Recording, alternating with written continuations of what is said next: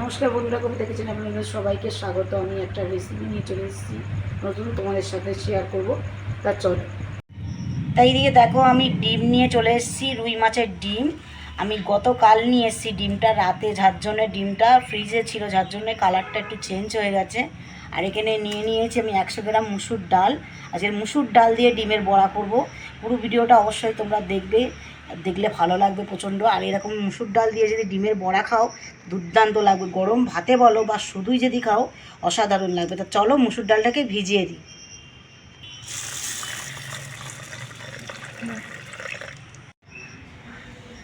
তো এই দিয়ে দেখো, আমার মুসুর ডালটা বাটা হয়ে গেছে। এখানে ডিমটাও আমি ধুয়ে নিয়ে চলে এসেছি।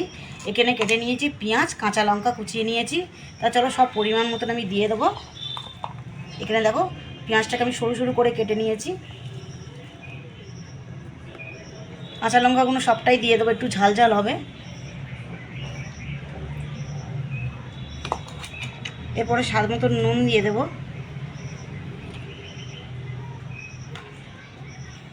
দিয়ে দেবো হলুদ গুঁড়ো 1.5 চামচ। এরপরে এই ডিমগুলো দিয়ে দেবো। ডিমগুলো দিয়ে ভালো করে মাখিয়ে নেব। আর এখানে রয়েছে 200 গ্রাম মাছের ডিম। তা চলো মুসুর ডাল দিয়ে মাখিয়ে নেব।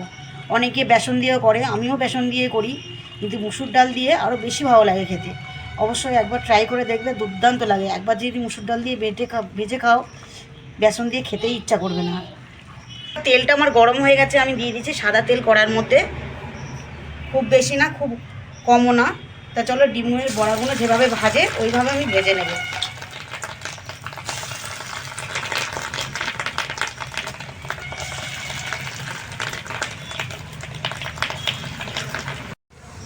তো এইদিকে দেখো, এক পিঠ আমার ভাজা হয়ে গেছে। দেখো কত সুন্দর কালার এসে গেছে। আরেক পিঠ একইভাবে ভেজে নেব আমি। আর এইভাবে কিন্তু সব ডিমগুলোই আমি এইভাবেই ভাজবো। আর এইগুলো কিন্তু শুধু মুখেও ভালো লাগে, আর ভাতের সাথেও কিন্তু খুব সুন্দর লাগে খেতে মুসুর ডাল দিয়ে। তাই দিয়ে দাও, ডিমের আমার বড়া ভাজা হয়ে গেছে, একটু দেখাই। তা চলো ডিমের বড়াগুলো আমি তুলে নেব।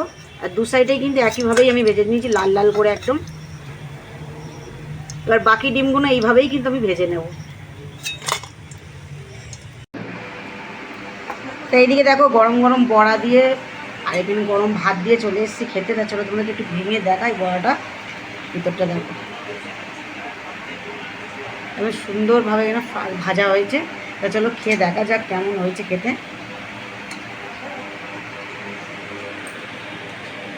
সত্যি মুসুর ডাল দিয়ে দারুণ লাগছে খেতে। তোমরা যারা এখন মুসুর ডাল দিয়ে খাবেন তাদেরকে বলবো অবশ্যই বাড়িতে বানিয়ে খেতে, অসাধারণ খেতে লাগছে।